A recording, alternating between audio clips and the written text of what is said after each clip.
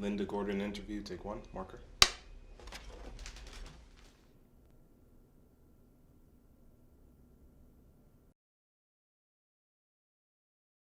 I'm a historian of the United States 20th century, and I have looked particularly at a series of different social movements in the 20th century. I am of the generation that what we call second wave feminism, just pick me up and bore me along like on a wave. I was actually trained to be a Russian historian, and my dissertation was about the 16th century. So this was a very radical change. But that women's movement came along at just the right time for me, just when I was really ready for a change and getting sick of trying to do research in Russia. I am interested in social movements, and in the 1920s, the Ku Klux Klan was far and away the largest social movement.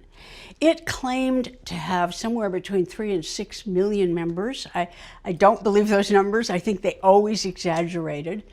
But it was something I felt like I really had to come to terms with. I had never before written about anything right-wing or racist or demagogic. It was a real change for me, but it was a very interesting one. And then, you know, books take a long time to do. So when I started it, I didn't realize how relevant it would become to what's going on in the United States today.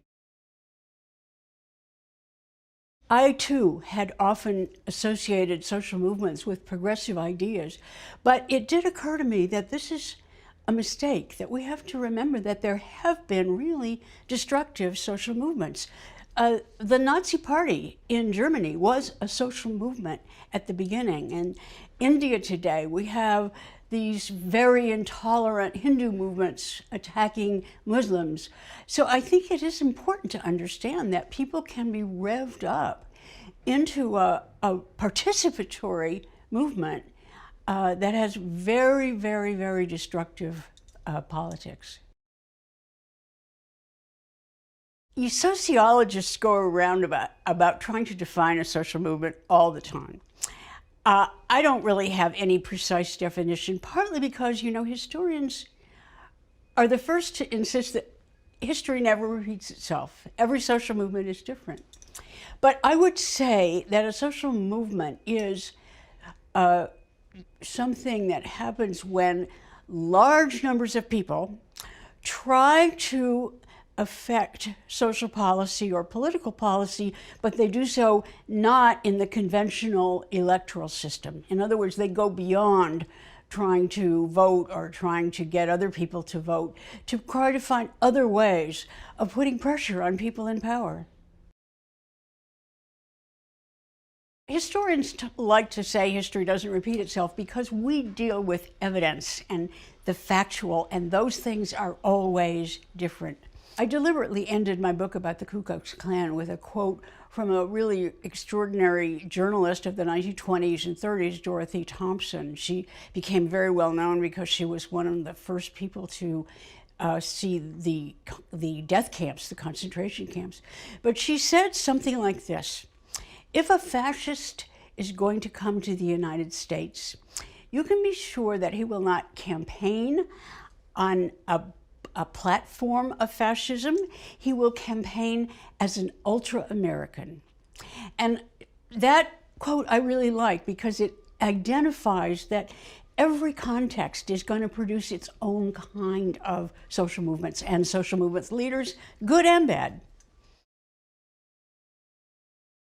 The Ku Klux Klan defined Americanism in a very, very simple way.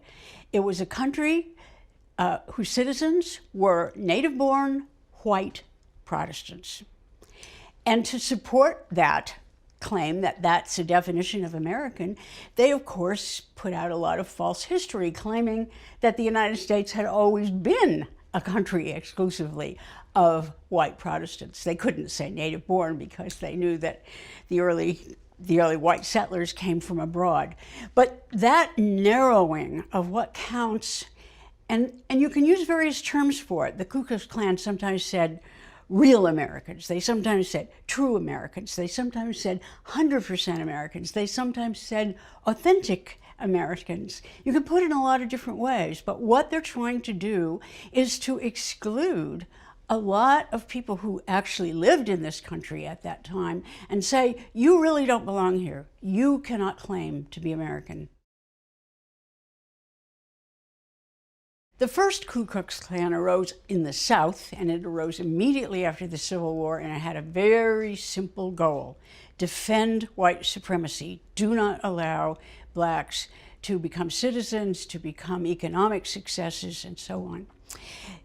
It was a much broader notion of American, you would think, because they just said white. But in fact, that isn't true, and you can't define white so simply because there was already so much intermarriage, or I should say not intermarriage always, but actually forced sexual contact from white men with black women.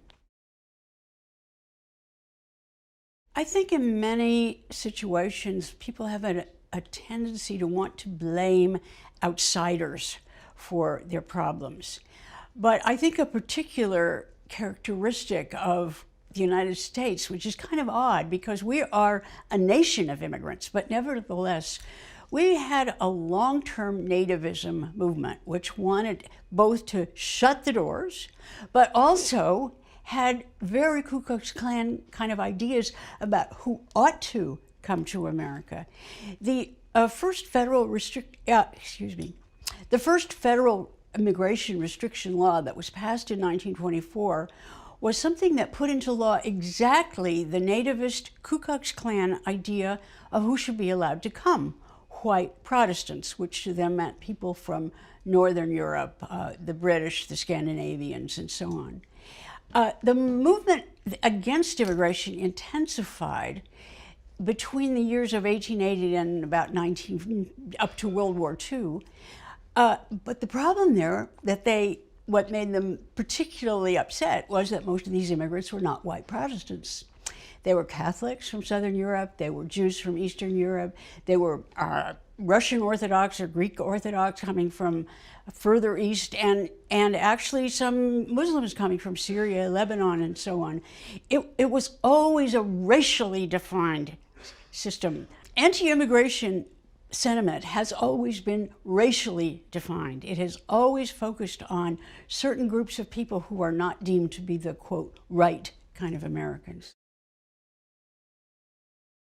The second Ku Klux Klan, which incidentally was not at all secret, it was an entirely public organization, they liked to hold big outdoor rallies.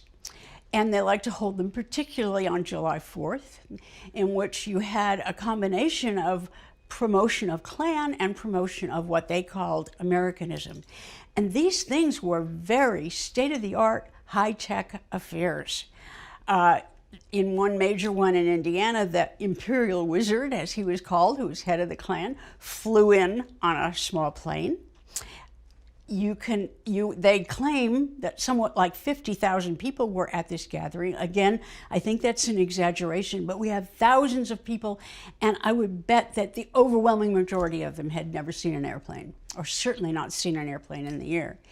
Then that wasn't enough. They had a daredevil who, while the plane was in the air, did acrobatics on the wing of the plane. They had, under the fuselage of the plane, lit by electric lights, a cross, which stood for the Protestantism of the Klan. But it was also, and this is extremely important to their appeal, it was also a fun event. They had contests, they had races, they had prizes, they had enormous numbers of food, they had games for kids, they had baseball. They were trying to use this to draw in more and more members. In other words, it was a recruitment technique as well as what they called a celebration of Americanism. A number of important historical events gave rise to the Second Klan. One of them was this massive immigration, the majority of which were not white Protestants. Another was World War I. even though the United States did not participate for long in that war, the war produced a real reaction afterwards in which there was a intensified suppression of dissent. It was a period in which the so-called Palmer raids were literally deporting people who had spoken out against the war or who had socialist ideas, whatever. And while the Second Klan did not have that same kind of anxiety about those things, it did, I think, take from that experience that it was a good thing to suppress dissent, a good thing to suppress the wrong kind of people. Then another much more specific thing happened, and that was the 1915 premiere of a very famous film called Birth of a Nation. It was not a talkie yet. It was a silent film. It is one of the most virulently racist films that you can imagine because its main shock comes from a scene in which hundreds of African Americans are running wild. They're portrayed as savages, and they are portrayed as interested in only one thing, and that is attacking white women. Again, the Second Klan did not adopt that in toto because their focus was not on African Americans, and there were good reasons for that.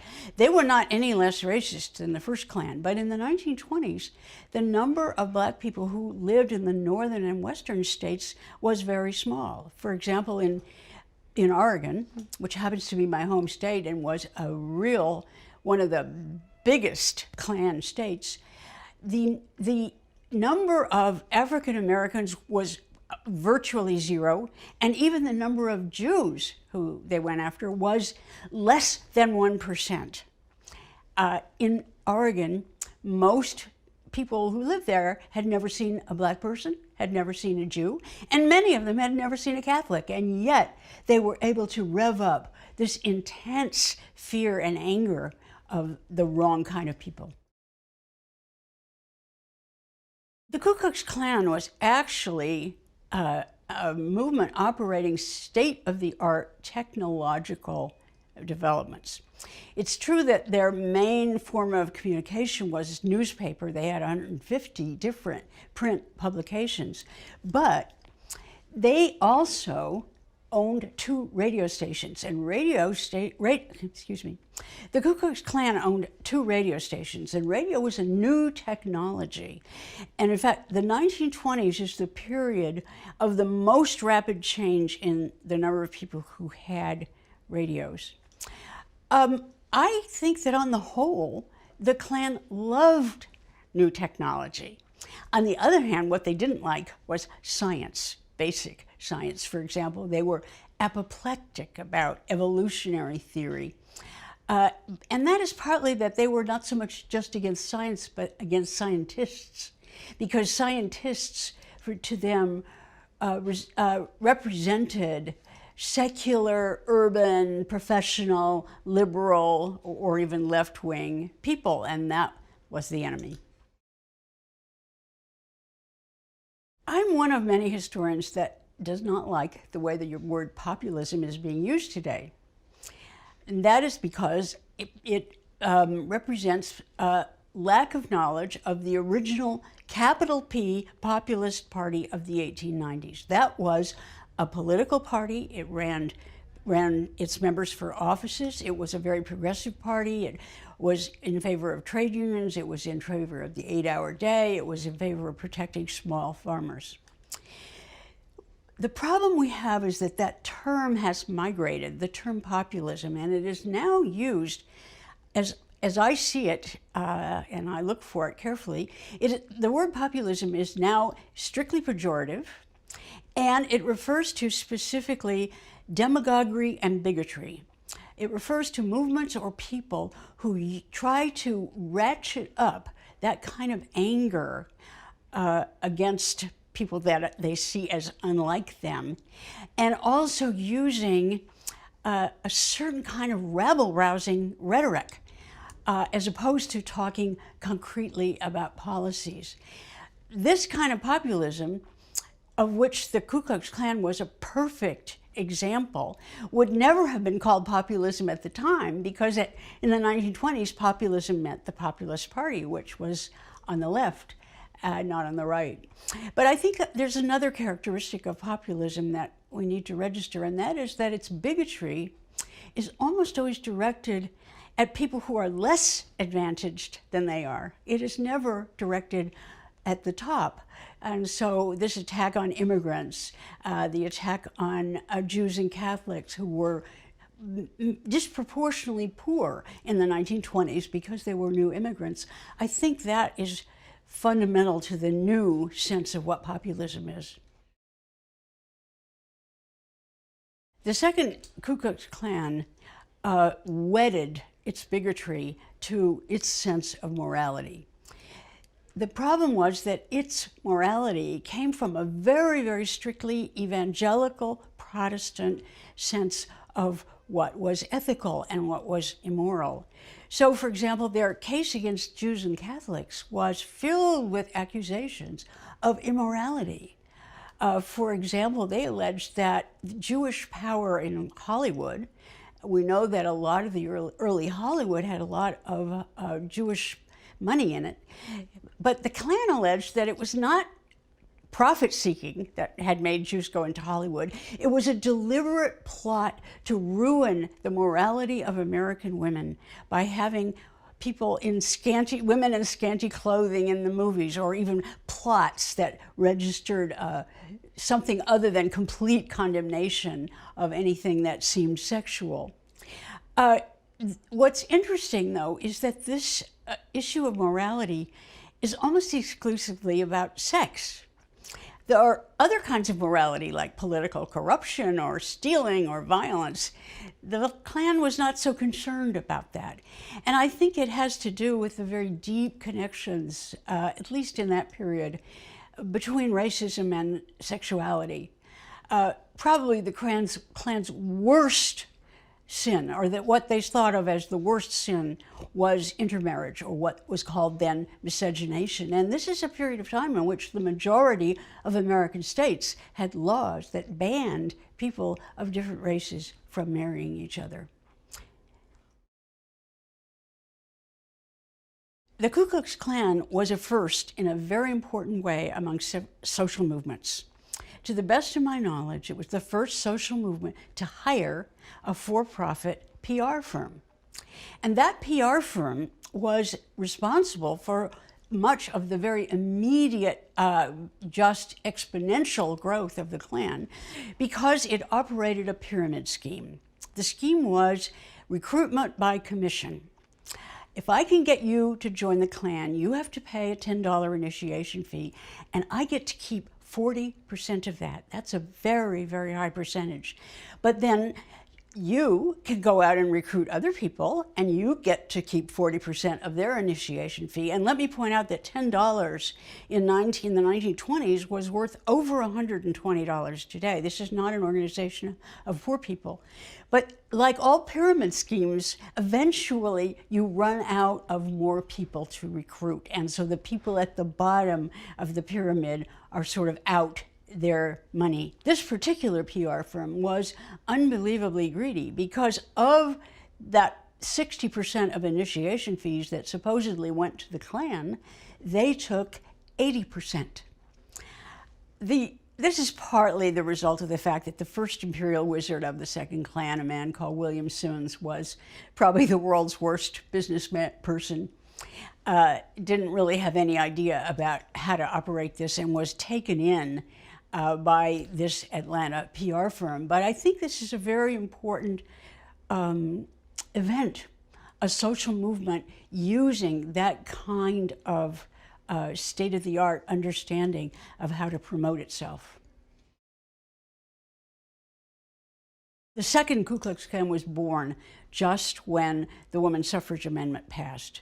My hunch is that many Klanspeople would have been opposed to women's suffrage. And I said Klanspeople, not Klansmen, because this Klan had a lot of women, 1.5 million women, and I'm sure a lot of those women were not supporters of women's suffrage. That was very common.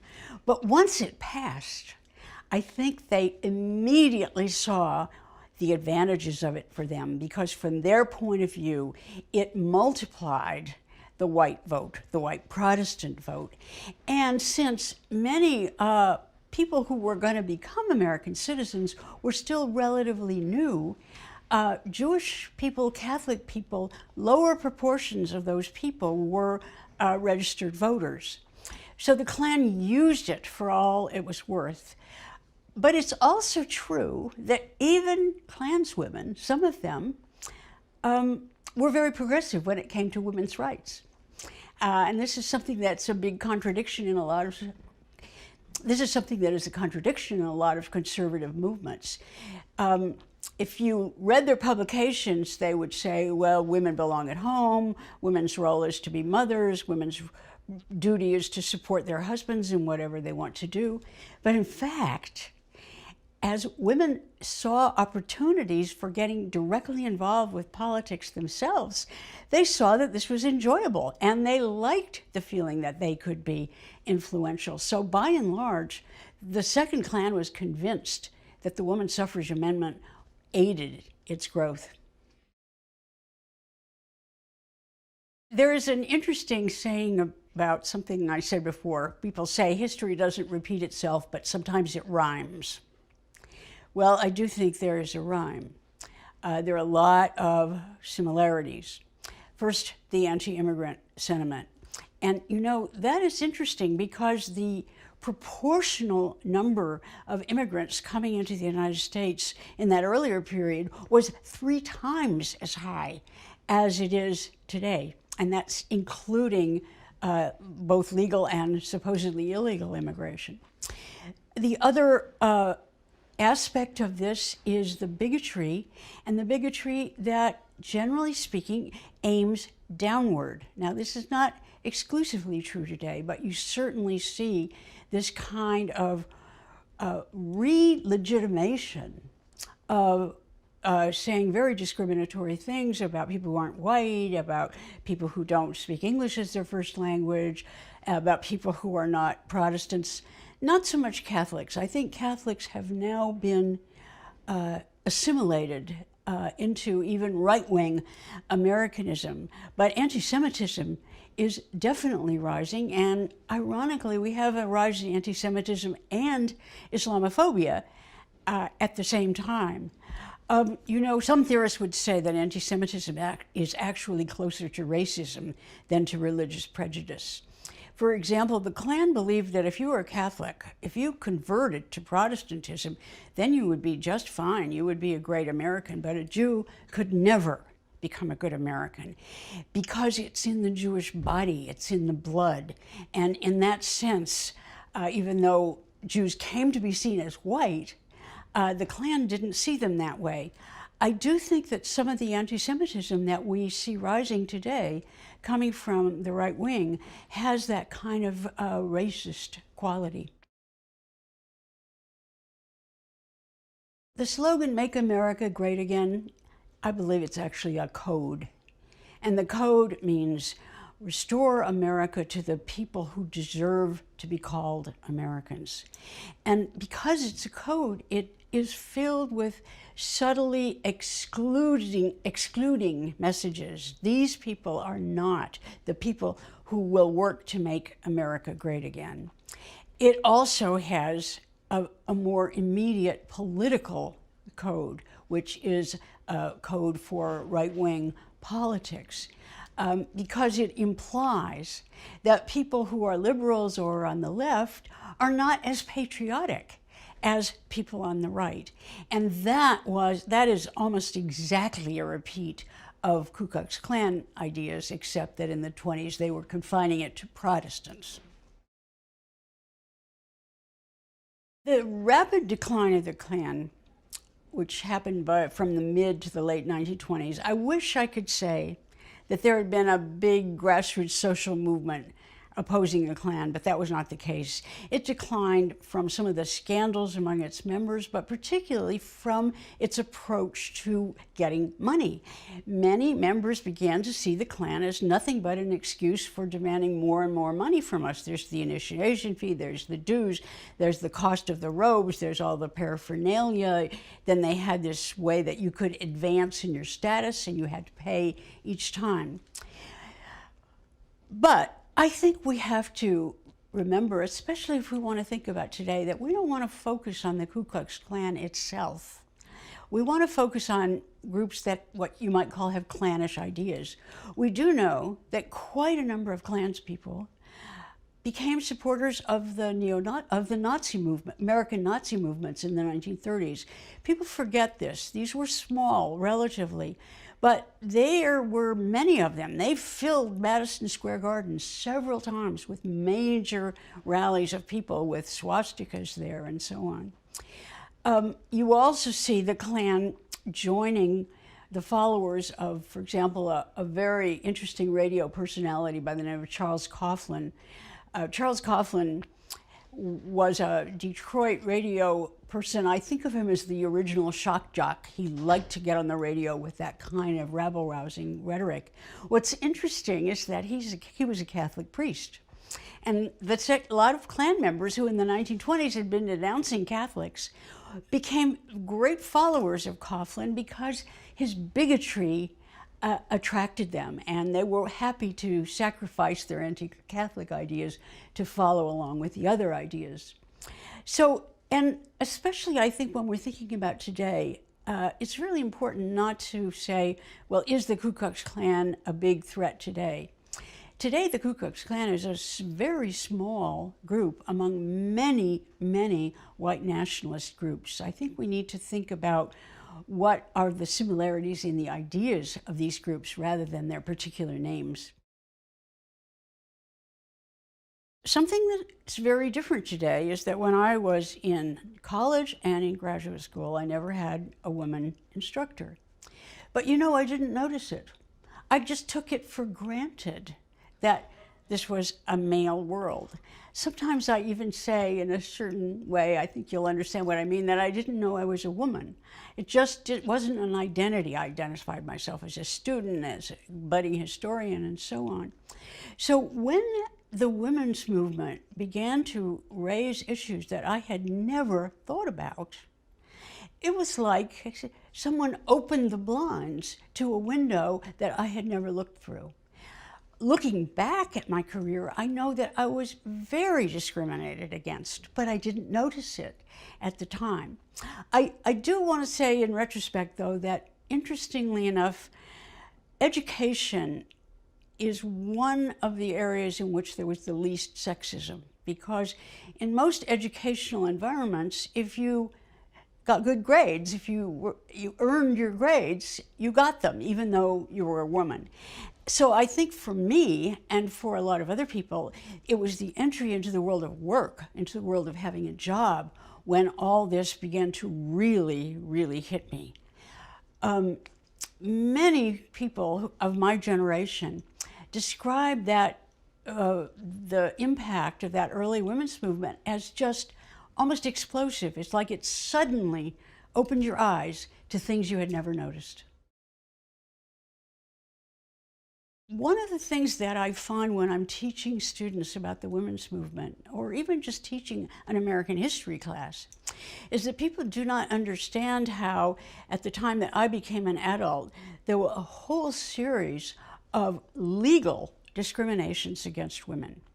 Many women who were married could not get a checking account without their husband's approval. They certainly could not get a credit card without their husband's approval. If you were seen by a doctor and you had a serious condition, like, say, cancer, one of the standard approaches was that you don't say that to the patient herself, the woman, you tell her husband, because she will just be too hysterical and won't be able to manage this. There were just advertisements for jobs, which in those days were in newspapers, were divided between help wanted male and help wanted female, and you just did not apply for a job that was in the male category. And these are only the official legal things. There were so many subtler social things. And we have come to take some of those legal rights that women now have for granted without understanding the historical struggle that made them happen. They didn't just happen because people gradually thought, oh, women should be treated equally. They happened because of a huge, powerful, big social movement. I encounter often the fact that many students, when they're talking about a social change, see it as somehow inevitable, somehow a product of modernization. I'll give you one historical example that I happen to be working on now, and that is the birth of the Social Security Act, and particularly the part of the Social Security Act, which is what we today call Social Security, which is old age pensions. Many people sort of assume that we got old age pensions because people were living longer, because there were different family arrangements in which old people did not go to live with their children as much. That is not the case. That happened because of a very, very large-scale movement, a very interesting movement because it is the first social movement, I think, in the world that was a movement of elderly people for their own interests. That movement is, you know, if it gets a sentence or two in an American history textbook, that's a lot. Historians can never give you exact dates for the time that a social movement began. I have to go back to the civil rights movement because in the civil rights movement, in fact, in one of its earliest struggles, the Montgomery bus boycott, in which for 1 year, just about every African American in Montgomery, Alabama refused to ride the buses because of the way that they were required to sit in the back.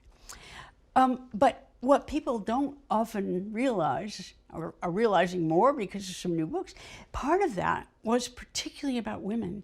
It had to do with anger at the sexist way that bus drivers would treat women, calling them bad names and so on. Then you had, within the civil rights movement, very, very many women activists who are beginning to feel, well, we are not being accepted as equals. Our voices are not being heard. So the reason I mention the civil rights movement is actually literal. In the very earliest part of second wave feminism, a very disproportionate number of women had worked in the civil rights movement. Some of them had actually gone to the South to volunteer. Others had participated in northern demonstrations. It's a complicated relationship, but I do think that one of the parts of it is that the civil rights movement was winning, was demonstrating that social movements can achieve something. And also it helped women overcome a sense that maybe women don't really belong in public. Maybe women shouldn't participate in active demonstrations or try to speak up at a large meeting or try to chair a meeting. It was helping people to get over those sense of limitations. So I think formally the first organized appearances of second wave feminism were in 1968.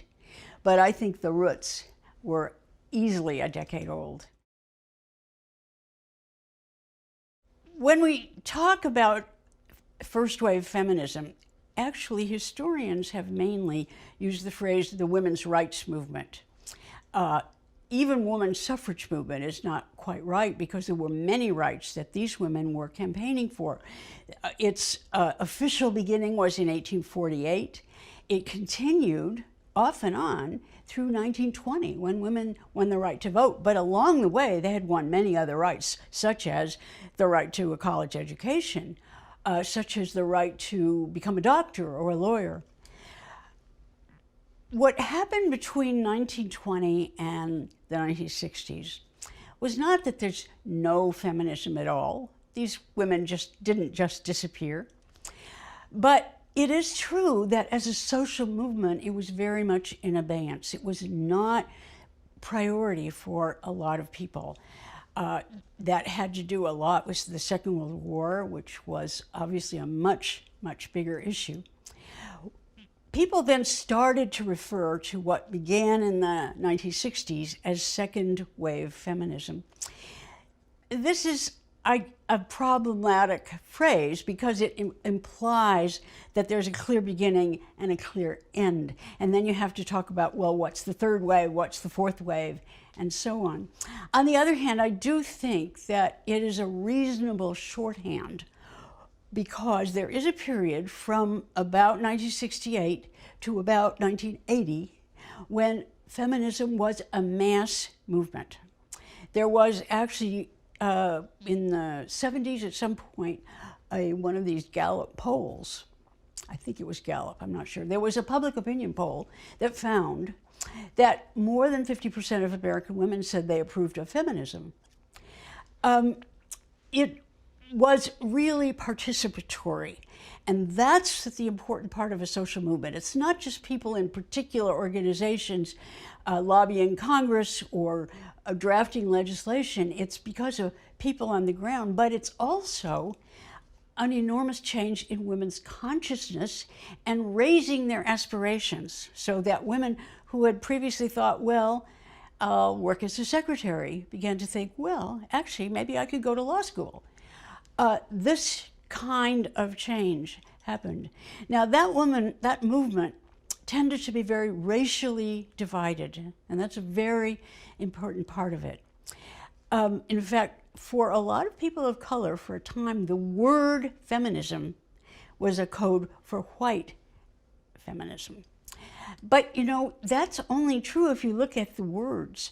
If you look at public opinion polls, not only in that period, but right through, if African American women come out when you ask them specific questions like, should women have equal pay? Should women be able to be leaders of unions? They are more feminist than white women. So what you did have was really a bunch of simultaneous movements that were to some extent ethnically and racially separated. There was Black feminism, there was Latina feminism, there was Native American feminism, there was, in the West Coast, particularly Asian American feminism. I think to some extent that separateness has converged today. In 1968, to the best of my knowledge, there was the first large-scale regional meeting of women interested in pushing a new feminism. Some of them were already part of local organizations, particularly in Chicago. In Boston, where I was living soon after, there was no such organization. There were individual women who, through networks, heard about this meeting and went to it. I think this meeting was extremely important because it allowed these conversations among women who did not know each other and who were in different places in their lives. They were mostly young, but they included both a lot of college students, but also a lot of women who already had children and were married and were heads of families and who had jobs.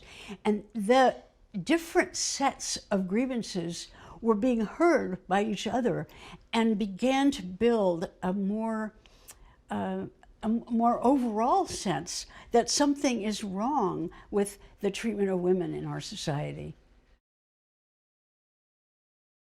When you talk about the actual organizations of second wave feminism, there were a few cities, notably Boston, San Francisco, Chicago, that had fairly substantial citywide organizations. By contrast to New York, there never was such a thing. There were many, many small little groups. And it's also true that many people have criticized that women's movement for not creating a large national organization. There was one. It was called NOW, the National Organization for Women. But it was much more timid and much more narrow in its scope, and there was a big generational difference. Those women were usually some 20 years older than I was at that time. I actually am not sure that it was a mistake or a failure not to create a national organization, because organizations have certain problems. They tend to set up rules and make decisions about you should focus on this or you should focus on that. And without one, you had this let a thousand flowers bloom effect, where people spontaneously were creating activities that mirrored the needs of their own location, their own social position, their own race, their own religion. So in some ways, I think of this as almost a good thing that there was no central ruling organization. I think that second wave feminism, in part, I just think that second wave feminism overdid the spontaneous, decentralized notion. I think there was a certain antipathy to people who became strong leaders. And I think that came from the fact that many had experienced organizations in which rather egotistic, macho men kind of dominated leadership. And it created a certain suspicion of that. But I think it's also true that people went too far. There was a sense that some people have called leveling, in which you never wanted to allow particular people to arise and become a figurehead or a leader of an organization. For example, a lot of this grassroots feminism was hostile, I think, to someone like Gloria Steinem. They would say, who elected her? Why does she get to speak for us? I think that was wrong. I have enormous respect for her. And also, you have to understand that she was coming out of a journalism background, and that was a very, very valuable thing for the women's movement. But I do think that there were some losses because of this suspicion of leaders. I think that's changed. And as women got older, they actually want a little more structure, a little more official organization. I can tell you one anecdote that was very clear about that. The large meetings of Bread and Roses, which was the organization I was a part of, would just go on and on and on. Because everybody had to talk, there was no Robert's Rules of Order. I was someone, and I was a minority, but there were plenty of others like me. I had a job. I had to get up early the next morning. I had to prepare for teaching. I couldn't sit through a meeting that wasn't over by 10:30 and went on till 11, till 12. That is an example of one of the limitations when you don't have a formal organization. Consciousness raising as a name and as a specific practice was a child of second wave feminism. However, I suspect that without that name, in very similar ways, it was going on a long time before.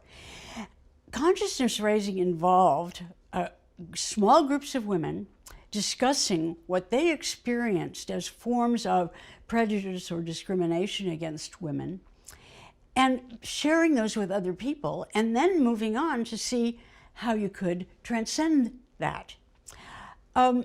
This is another aspect of what made the women's movement so powerful.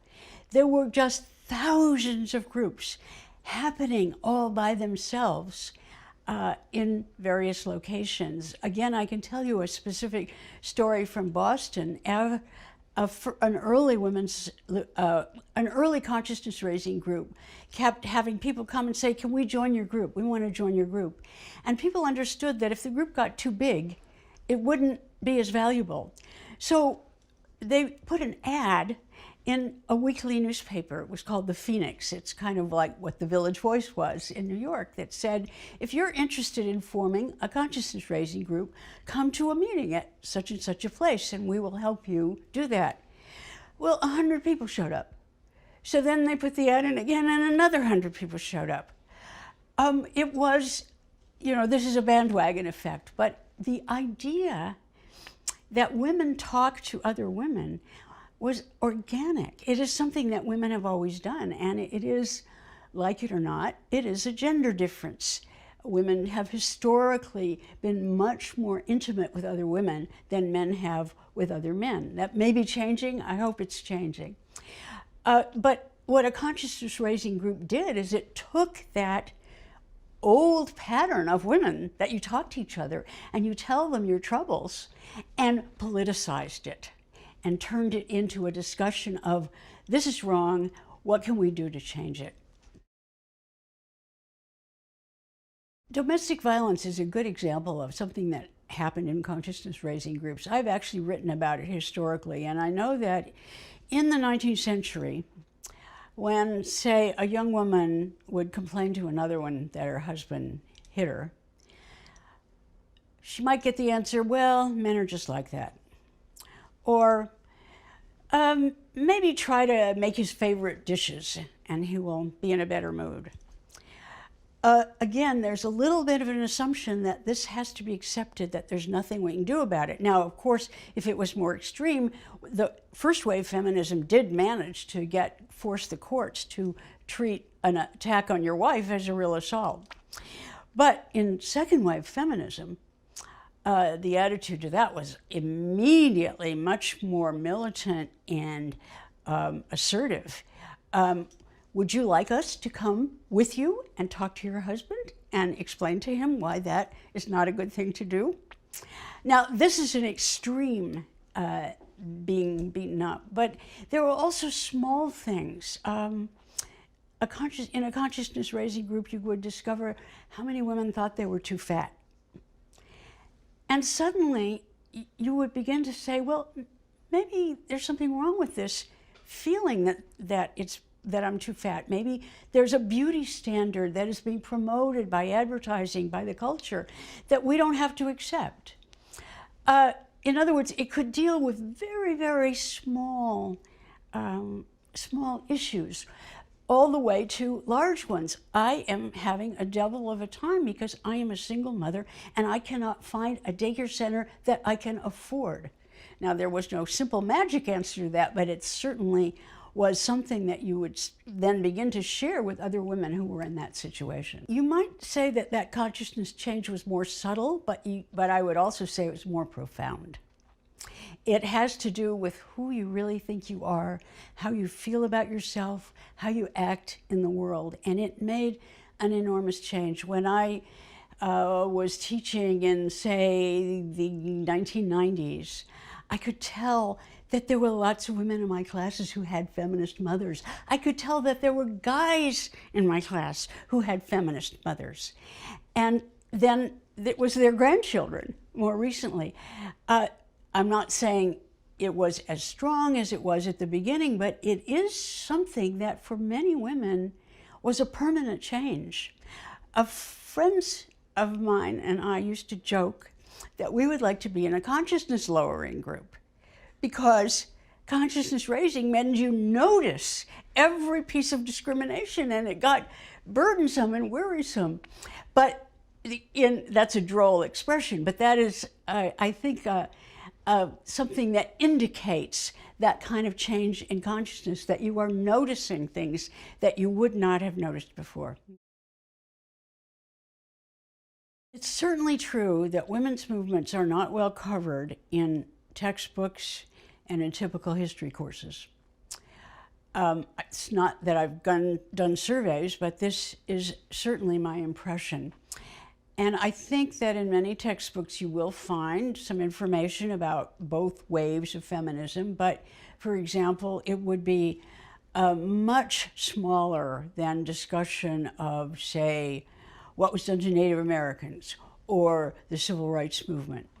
Now, it may have to do with the fact that women, unlike people of color, if you just look at the category women, many women are very, very privileged, especially if you're focusing particularly on white women. And it is certainly true that having a high class background can overcome a lot of the discriminations that you might feel as a woman. But I also think that it actually has to do with the status of women itself within the academy. And here is the way I think about it. If you are a white historian who writes about African American history, that is a high status thing to do. If you are a male historian who writes about women, that is a low status thing, because women continue to be low status. You can count on the fingers of your hands the number of men who have written serious things about women. Now that changed a little bit with gay rights, because that movement brought a lot of men into a much greater sensitivity about gender issues, but it is still a major problem. If you look at the book reviews in a historical journal from the recent past, and you just look at their topics, you can see that there's so much less scholarship about women than there is about many, many other topics. A lot of gains are about consciousness, and they're hard to measure, but there are some gains that are definitely measurable. When I first joined second wave feminism, the average wage of a woman was 60% that of a man. Today, it's edged up to something like 80%, maybe a little higher. It's not perfect, but it's not nothing. Today, half of law students are women. When Ruth Bader Ginsburg entered Harvard Law School, she had to meet with the dean, who said to her, "Why should you be taking a place that can go to a man?" That kind of thing was completely common and accepted. I think, however, though, when you talk about law school, for example, a lot of people get the impression that these gains have only been for more privileged women, and that is actually not the case. Working class women now earn wages that are higher by a lot, that proportionally than what they earned before. The problem is that there have often been a lot of destructive things happening that aren't per se about women, but that affect women enormously, such as, for example, the destruction of trade unions. Labor unions were among the major vehicles that women could use to insist on equal pay and their status, such as the reduction in social spending, which has made it much, much harder for women, especially anything to do with families, affects women most. Women still do the overwhelmingly large part of caring for young children, and even for caring for children all the way through adolescence. So we have losses too. But I do think that one of the things that we see today that I find very encouraging is social movements that are really being led by women. I have been so pleased to see the Black Lives Matter movement really having majorly women in the leadership. You can see that in the climate change movement. These are just a few examples. So I think we have to think on both levels. We have to think about consciousness change and the internal psychological change of women and specific concrete policies. And of course, we have succeeded in abolishing not all, but almost all of the actual legal discriminations against women. It took a long time, but it was done. One of the interesting things about the campaign for women's suffrage was that many, many Southern African American women were ardent supporters and campaigned for it, even though they knew they would not be able to vote. Because in the South, African Americans were systematically excluded from access to the vote. I think that says a lot, the fact that they did that they understood, perhaps, that even other women were probably going to be more progressive than men. And that is still true. All the opinion polls show that. The Voting Rights Act was hugely important, and it too didn't just happen. It was a product of the civil rights movement, and that's why, because of its importance, I find it absolutely terrifying that it is being, in many ways, repealed by removing the enforcement of equal access. The word feminism has become a pejorative. I suspect that it happened at some point in the 1980s. I don't think the only way you could measure that would be to do some kind of quantitative survey, say, of the New York Times and the contexts in which the word was being used, and I'm not sure that it's worth doing that. But I do want to say that I think the re-legitimation of the term is an important thing. I think terms do have weight. And when feminism is an evil term, it makes people reluctant to associate with that. I have been interested to just notice a similar thing happening in the other direction about the word socialism. After the Russian Revolution and the Stalinist period that was so incredibly dictatorial and repressive, not only communism, but socialism became a bad word. It is now being revived, and it's interesting that one presidential candidate in 2016, Bernie Sanders, was partly responsible for that. But once it starts in a small group, it then spreads. And now there have been polls that say quite significant numbers of Americans have generally positive feelings about socialism.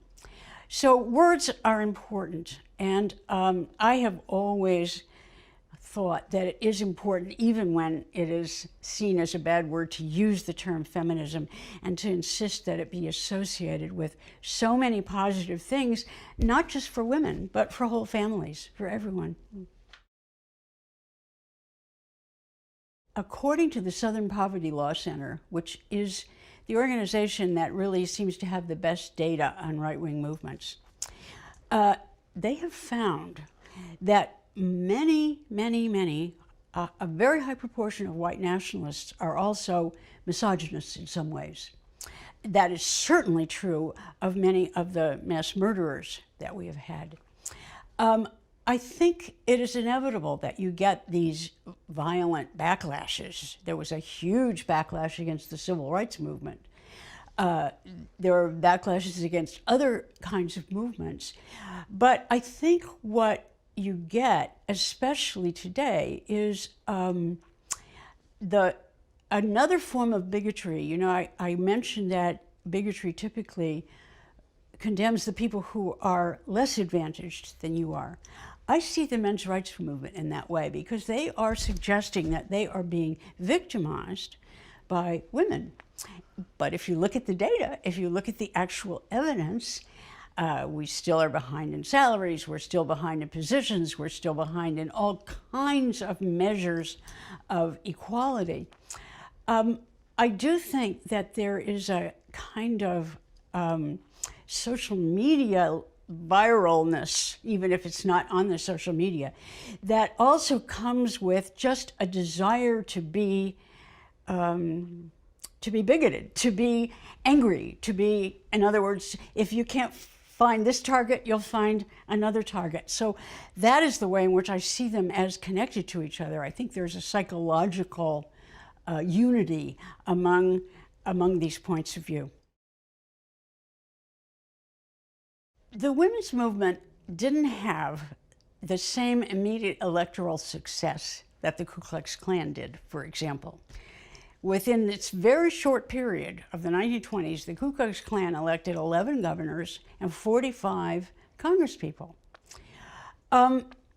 This didn't happen that immediately with the women's movement. It's partly, though, we have to keep in mind that voters may have many issues that they care about. And for example, there were many people who cared more about civil rights or more about the war in Vietnam than they did about women's rights.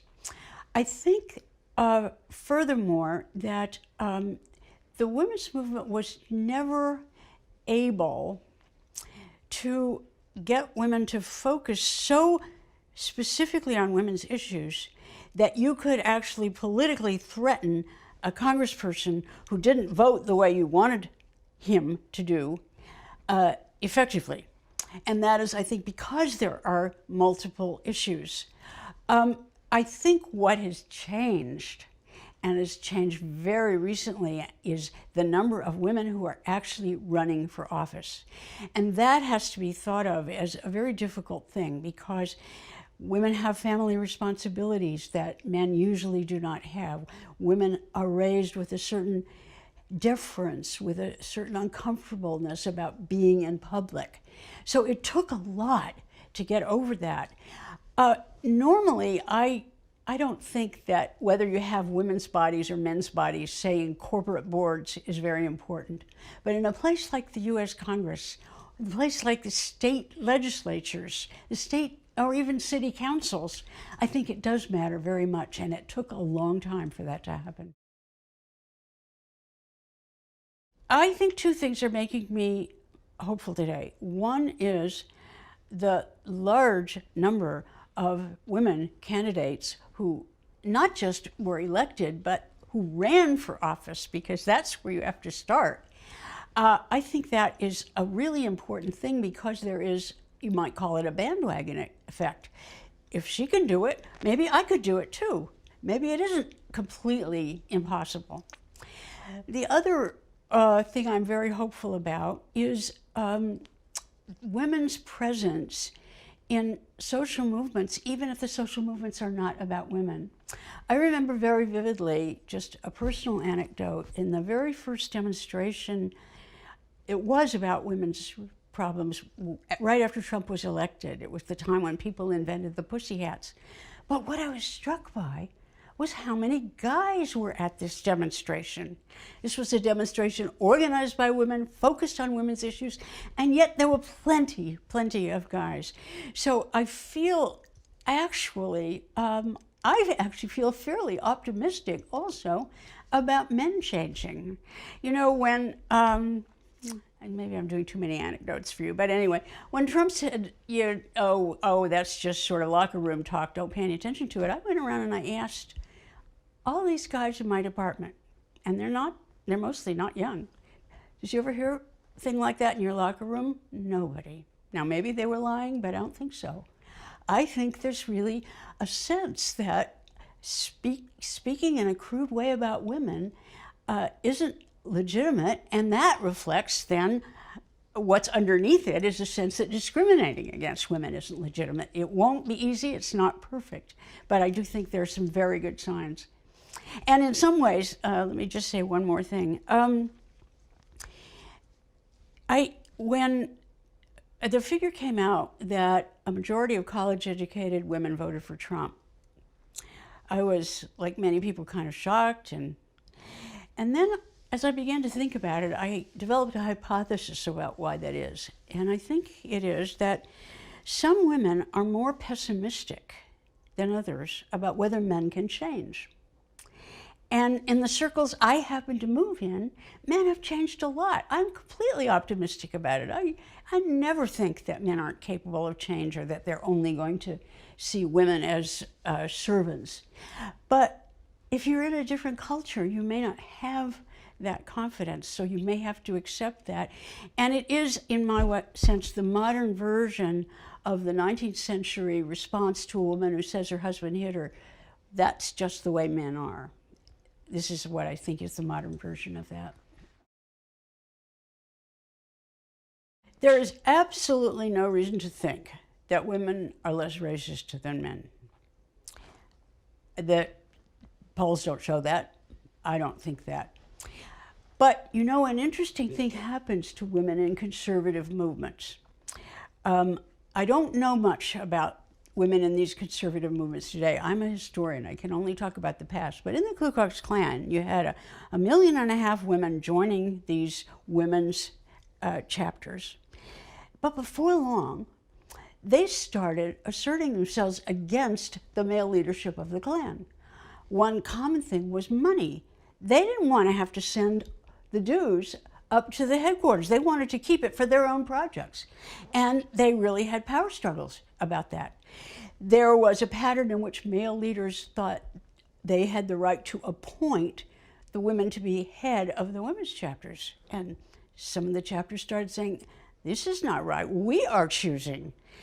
I think this often happens in conservative movements, that women may as I mentioned before, they may say things like women belong in the home, but once they have a chance to be out in the public sphere, for one thing, it's fun. It's actually fun to participate in a social movement. I think of it as the hidden secret of social movements that people don't acknowledge. And I have to admit that for the Klan, there was fun. It was a kind of play acting and all kinds of events and so on. Public action is inherently interesting. And even conservative women will find that. I think it's important to think about social movements because they are underestimated as forces of change. It's really that simple. Just about all of the really major progressive changes that have happened in this country happened as a result of very large-scale social movements. I think it's important that as people who live in a democracy, we think about elections, we think about gerrymandering, we think about not suppressing people's right to vote, but we also have to think about the fact that politicians need pressure from below, so to speak, to do the right thing. And it's nowhere more true than it is today because, and this is what's really different, is that basically running for office and staying in office is all about raising money. Talk to any congressperson, they will tell you that 90% of their time is spent raising money. That's a huge problem because the people who can give them money are not the people at the bottom. And so you have to remind them in other ways. It is certainly true that very right-wing movements ride on fear. But what's interesting about fear is the way it can be constructed on the basis of no evidence. I mentioned before that the Ku Klux Klan was very strong in a state of Oregon that didn't have any of the enemies that the Klan said we had to fear: immigrants, Catholics, Jews, etc. Similarly, we talked about the men's movement. They are exhibiting fear that somehow women are taking over. Well, it's obviously not the case, but you can develop that kind of notion, and the fear then can become anger and can, in many cases, become violence. It has to do with another more intellectual problem that I see as a scholar, which is that in any discussion about these kind of things, it is often true that if you present an overwhelming amount of evidence, someone will come up with an exception. Well, my aunt is this way, and she is not the way you just said. It's the way that a personal anecdote can trump, so to speak, evidence, especially statistical evidence. And so you get this kind of possibly true, but often sometimes invented repertoire of claims that are individual claims. It was particularly true about the Catholics and how all the awful things that were happening in nunneries. Well, this escaped nun told me that she did such and such. That these things then become viral, and they became viral even before there was social media. They just get repeated and repeated and repeated, even though there's one instance that, even if it were true, would not be the general pattern. It's got to do with the way we're educated, I think, but it's also true when I'm writing, I'm always thinking that an anecdote is going to have more power than simply giving some statistics.